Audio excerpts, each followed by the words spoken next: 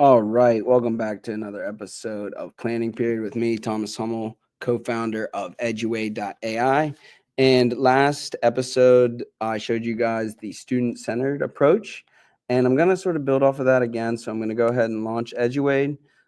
But for this one, I'm going to show you guys how to translate information. So I need to develop a informative text for my students so that they can kind of own the learning. So I'm going to go ahead here to the presenting. We have an informative text. I'm going to go back down here and type in Mendel's pea plants, experiment. Okay, I'm going to hit generate.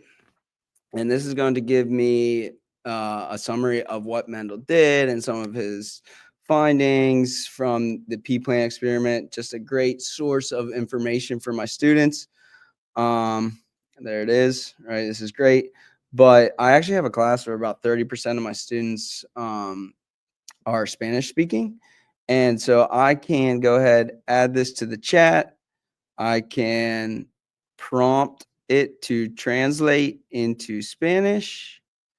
And now I have two copies. I have an English copy of this informative text, and I'm going to have a Spanish copy of this informative text. So I'll be able to give this to the students after they do their activity in the student-centered approach or before. Just kind of got to see how I want to organize things. But this is amazing because I'm able to meet my students where they're at, make sure that they can get the content that they need. That way I can assess them at a later date. So translated it in just a click or two, got an informative text, all possible with Eduaide by leveraging AI. So that's another episode of Planning Period, and we will see you guys next time.